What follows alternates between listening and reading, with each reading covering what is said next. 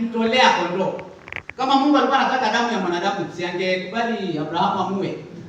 Na ndio Mungu anatoa masharti, anasema mtu yeyote asimpitishe mtoto wake wa kiume ama wa kike kwenye moto. Haya, kazi hii inafanyika na kikundi ambacho kinaitwa Mormons. Mormons ni kikundi ambacho kimejiondoa kwa maabudio ambayo ni halisi. Hivyo katika hekalu zao wametengeneza kiti, inakaa kiti na chuma inakaa mtu, na chuma imeweka mikono hivi. Kwa hivyo wakitaka kutoa dhabihu, wanatoa mtoto ambaye yuko hai, anawekelewa juu ya hiyo chuma, na hiyo chuma ni moto. Kwa hivyo huyo mtoto ataungua hapo mpaka akufe. Na ndio Mungu anamwambia Musa, ambia hawa watu wasikubali kutoa mtoto awe wa kiume ama wa kike apitizwe kwenye moto. Enzi hizo bado Mormons walikuwa wa kuwaua watoto na kuwatoa kama sadaka. Nataka tufikirie kitu ambacho kimeleta mambo ya covenant. Covenant kwa Kiswahili ni nini? Agano, ndio? Agano kwa Mungu ni kati ya damu. Damu ndio inafanya agano. Wakati unaua mtu ama wakati unatoa dhabihu kwa mtu, hiyo ni agano umeweka. Na umeweka agano ya kwamba mimi ni wenu, hata niwe liwalo, kwa magumu na mepesi mimi ni wenu. Na ndio maana mtu anatoa mtoto wake, anamsacrifice. Mungu akasema, mtu yeyote ambaye anaitanishwa na mimi ndio mnaenda kule, lakini hakubaliwi kumtoa mtoto wake awe wa kiume ama wa kike apitizwe kwenye moto.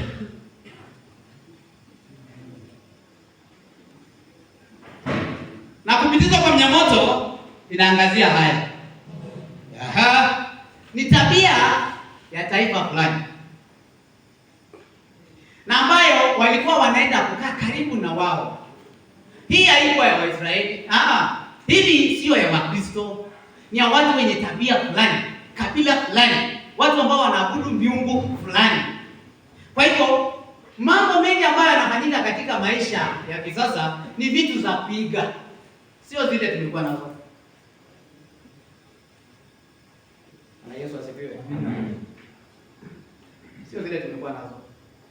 Maana sana hata Wakenya wanapenda kuiga sana. Sasa hizi vitu nyingi ni za kuiga. Kila kitu tumeiga. Sasa ile wakasema machamila ni nini? Ni mtumwa. Hizo makabila, hawa watu walikuwa wanatoa watoto wao na wanawapitiza kwenye moto. Sasa anasema mimi ninataka kuepusha na mambo hayo. Kama nyinyi ni wana wangu, msijaribu kuwapitiza watoto wenu kwenye moto. Kwa nini? Kwa sababu ni agano. Agano na nani? Agano na yule mwovu, Shetani. Na ndio maana leo nimetaka tufikirie hatua, kwa sababu nyinyi ninaona mko na kesho ambayo ni kesho nzuri. Lakini Shetani atakapoingilia, kuwe na maarifa. Wakati mwingine hata Mungu anasema kwa Hosea, watu wangu wanaangamia kwa kukosa nini? Kukosa maarifa. Maarifa gani? Maarifa aje niwaambie leo. Si kwenda kwa darasa kusoma. Ni neno la Mungu. Ni hili. Watu wanaangamia, watu wanakufa. Mtu anasema anafadhalisha maisha, anafadhalisha pesa kuliko maisha yake. Anasema niwe liwalo, heri maisha mafupi. Hata kuna hii wimbo juzi hivi, lakini siku hizi nikaa nimekula. Haya, nataka tuende sasa. Alright. Kuna hiyo wimbo ilikuwa ya maisha mazuri. Haya, tuimbe hiyo. Maisha mazuri ni maisha mafupi ni simple, si ndio? Good. Haujui maana yake. Maisha mafupi ni simple. Kwa hivyo huyo mtu anajua ataishi maisha mafupi mazuri, maana wanasema sheria ya hawa watu ambao wanaabudu Shetani wanasema maisha mafupi tamu kuliko maisha mafupi. Anatoa roho yake anauza. Napatia anaitolewe kama sacrifice. Na mnaona mtu anatembea hivi mnasema ako sawa. Alright. Walijua siku hizi ati watu wanaamini kwamba mtu akiingia kwa mapepo ati watu wa kwao ndio wanakufa. Si ndivyo hata nyinyi mnajuanga? Shetani ni mjanja, anijua. Kwa hivyo anahakikisha kwanza wewe umeuza roho yako kwake Kwa hivyo hana shughuli na watu wengine, yeye anakutawala wewe. Sasa wewe, hebu niambie, maisha mazuri ni simple. Good. Umefikiria kuhusu hiyo? Yule mtu ambaye anaandika, nilikuwa nafikiria nitafundisha kuhusu music lakini baadaye. Maana hizi vitu ambazo tunaiga na tunafanya siku hizi, kuna ile mnapenda sana sisi mnafanya hivi. Na mnaita mapanga. Good, mnajua maana hiyo vitu. Mnajua? Mbona mtu mwingine anainama mwingine anamfanyia hivi? Mnajua maana yake? Lakini mnaimba kwa sababu iko on hit. Siku hizi gospel I hit. Lakini wacha mtu atoke. Si hata kuna waimbaji wengi wametoka kuimba gospel wakaenda secular. Na wamepata wafuasi wengi. Good, kwa sababu shetani alijua mbinu. Hadi sana na lazimishi watu sana. Kuna tu vitu tu ameleta ndani ya mtu. Na mtu basi akiingiwa nayo, pepo anaingia ndani yake. Sasa sio yeye. Hata waimbaji wa secular music sio wao. Let me tell you today. Sio wao. Hata sio wao wanaandika hizo lyrics. Anaandikiwa mwingine kule kwa giza, anapatiwa. Yeye kazi yake ni kuimba. And because kuna force, kuna spirit iko nyuma yake. Sasa unapata iko na watu wengi, iko na likes nyingi, watu wengi wanapenda. Watoto saizi, watoto hata wale wadogo. Kila move. Siku kuna hizo movement za hizo music. Wanajua kila move. Vile zinakanziwa. Na hata nyinyi mnajua, si ati hamjui. I know you know. Mungu akasema msimruhusu kabisa mtu yeyote kupitizwa kwenye moto. Kwa nini? Kwa sababu yeye alijitengenezea watu wake. Na anajua watu wake aliyowanunua kwa damu ya Kristo Yesu. Na hivyo wakati tunaiga tabia za wengine, basi hilo ni chukizo kwa Mungu. Maana anasema ni chukizo kwangu. Na ndio maana leo ninataka tuzungumzie kuhusu mambo haya ambayo pengine umekutana nayo lakini haujui kama ni hiyo. Kuna wengine wamekuja kwa njia ya kanisa, ndio wanakaa hivi na wanahubiriwa na mnenaji anasoma Biblia. Why? Kwa sababu Mungu hajapimia yeyote Biblia. Si hata shetani anajua Bible. Na ndio maana wakati alikuwa anajaribu Yesu, alikuwa anatoa verses kwa Biblia. Si Mungu amesema hata muacha nini? Si Mungu amesema nini? Kwa sababu shetani anajua Biblia. Anajua Biblia hata kuliko wewe, hata kuliko mimi. Alright. Sasa nyinyi wa Kristo, kwa sababu tumekuja kuona tabia fulani. Watu wanasema chache yetu haibambi. Chache yetu haibambi kwa sababu hayuko modernized. So wewe ukienda huko kwingine, unaenda unaingia kanisa. Na hiyo kanisa ni zile makanisa ambazo mmezoea mkimwagiwa maji mnaanguka. Ni zile makanisa ambazo mnaambiwa mnunue vifagio mkafagie mapepo kwenu. Ni zile makanisa ambazo mnaambiwa nunua hii maji ni takatifu, ukikunywa mapepo hawatakufuata. Hayo ndio makanisa sasa mmependa. Ni makanisa ambazo wanaongelesha mapepo. Ninataka kuna kitu nataka watu waelewe. Yes. Na hayo ndio mnataka because watu wanataka vitu ambavyo vinaonekana kwa macho, vitu ambavyo vinaweza shikika. Watu hawataki hii. Mnakaa sasa mnafundishwa neno la Mungu, mnauliza maswali. Watu wametaka vitu ambavyo vinakaa kitu ambayo ni powerful. Na shetani sio mjinga. Sasa hivi kuna makanisa mengi sana yametengezwa kwa sababu ya kuwapata. Shetani anajua watu wakisikia ni Mungu wanaenda kwake. Kwa hivyo ameleta kanisa zake nyingi sana kwa ground, kwa njia ya Mungu, lakini ndani zaidi sio Mungu, ni Mungu shetani. Na ndio maana wewe ambaye ni mshirika wa AIC, ni nini na kufanya wewe utoke AIC mahali ambapo unapatiwa malisho ambayo ni mazuri, unaenda kuingia vitu vingine? Wewe unajua historia. Bwana Yesu asifiwe. Amen. Nataka tulizane maswali. Yesu alihubiri miaka 3. Alitoa mapepo? Nataka tujibiane ndio ama hapana. Yesu alitoa mapepo? Alitoa mapepo, si ndio? Good. Kuna mahali Yesu aliuliza mapepo maswali. Alright.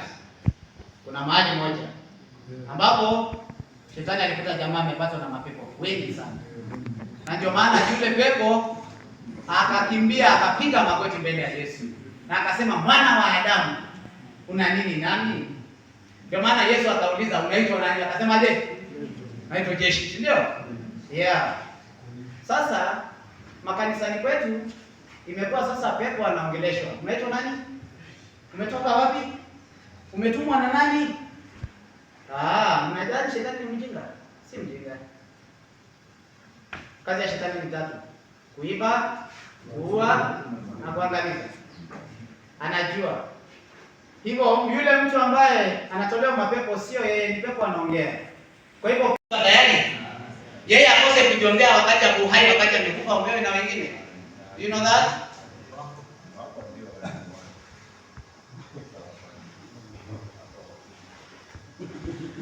Why are we complicating Christianity? Mbona tunaileta kwa njia ambayo haieleweki? Na nimefuatilia these religions wako na vitu hazieleweki. Even their congregation hawajui kile wanafanya. Kile tu wanajua ni kuombewa, because watu wanapenda sana miracles. Watu wanapenda sana kuombewa.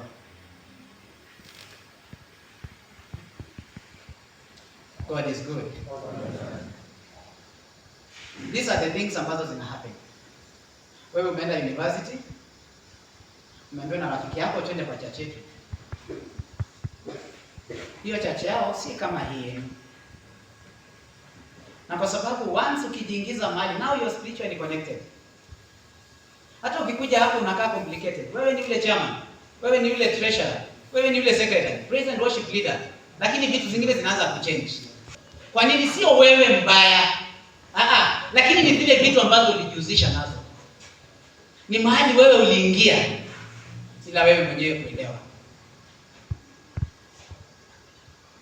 God is good. Uliza mwenzako unasikiaje?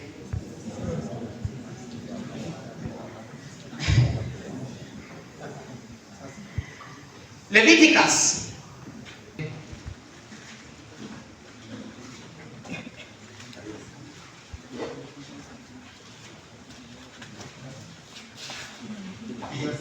1931. Haya, wacha tusikize ile Mungu anasema. The Bible says, do not turn to mediums or seek out spiritists, for you will be defiled by them. I am the Lord your God. Yeah, let's go to Kiswahili. Kiswahili, soma Kimasai, alafu tuende Kiswahili.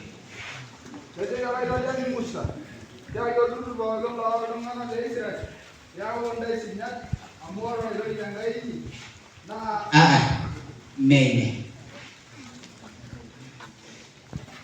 Leviticus 19:31. Kiswahili aigili kwanishore dongana oirorie loiruani loruata ashu lasagulo ebigogo aing'oru ninche aisargenie alele ninche arana nwala irorie ni Enkai. Ashe. Kiswahili Mambo ya Walawi 19:31. Somebody, oh my goodness, you are, hey. All right, come on. Ongeza sauti baba. Hey.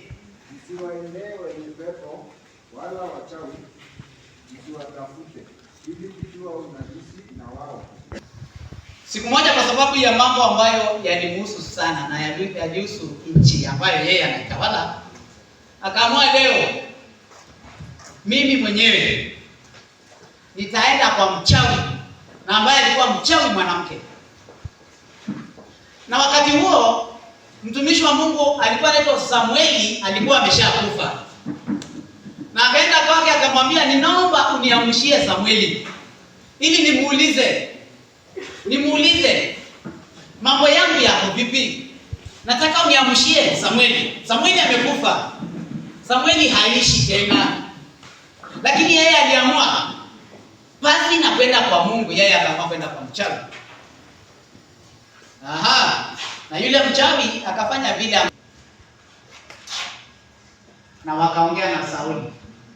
Lakini mnajua vile yule Roma alimwambia Sauli, alimwambia kesho wasaa kama huu tutakuja tuwe na tuwe pamoja mahali niliko.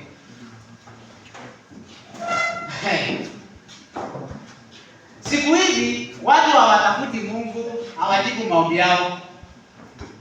Na ndio Mungu hapa